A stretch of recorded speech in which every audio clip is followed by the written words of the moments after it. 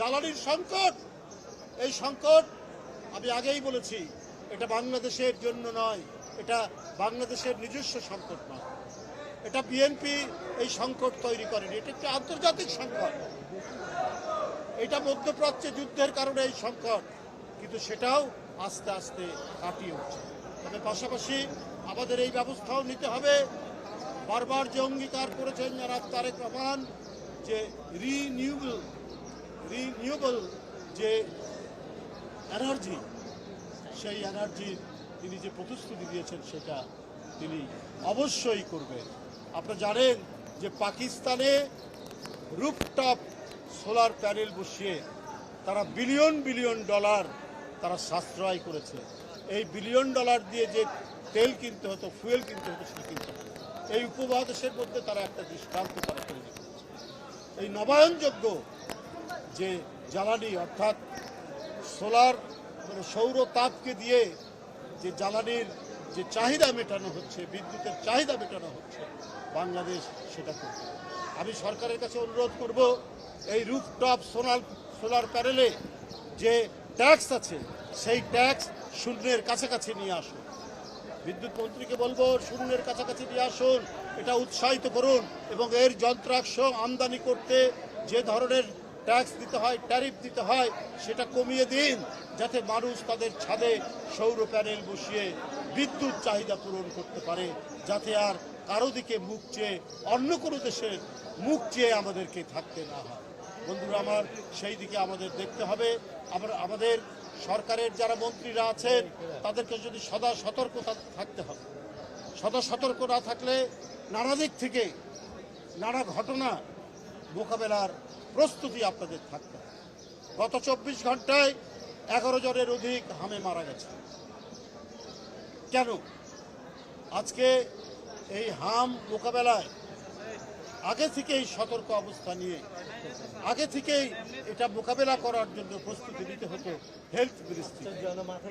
আমার বিশ্বাস আপনারা দ্রুত এটার উপর ব্যবস্থা নিয়ে যাতে আর কোনো ধরনের মৃত্যু না হয় এই ব্যবস্থা নিতে হবে। কারণ জনগণের কাছে জবাবদিহি সরকার হচ্ছে জনাব তারেক রহমানের নেতৃত্বাধীন সরকার।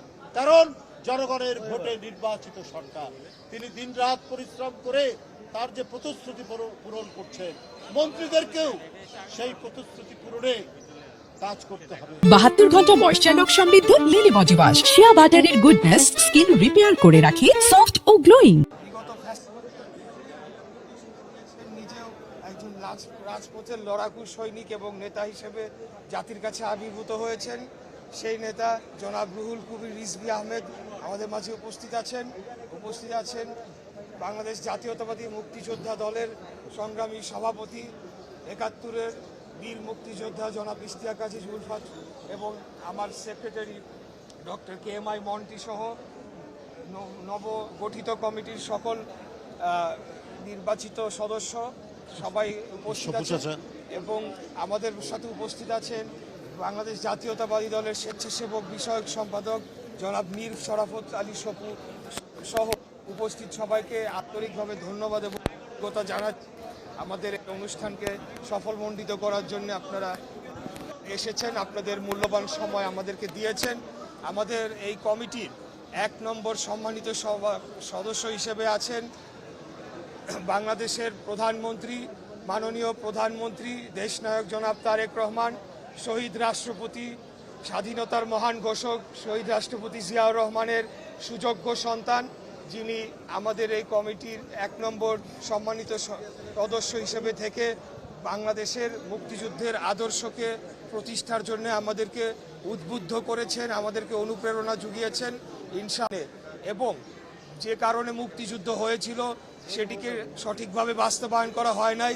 71-এর পরেই আমরা শুনতে পেয়েছি এবং আমাদের বীর মুক্তিযোদ্ধাদের মুখে জেনেছি যে একটা ভয়াবহ দুঃশাসন এবং একদলীয় শাসন জাতির ঘাড়ে চাপিয়ে দেওয়া হয়েছিল। এরপরে বিগত 55-54 বছর ধরে মুক্তিযুদ্ধের যে মূল লক্ষ্য ছিল সেটি থেকে বারবার দেশ বিচ্যুত হয়েছে। অবশেষে দীর্ঘ 17 যুগের ফ্যাসিবাদী বিরোধী আন্দোলন শেষে আমরা আবার একটা একটা গণতন্ত্রকে নতুন করে প্রতিষ্ঠার যে একটা সুযোগ পেয়েছি।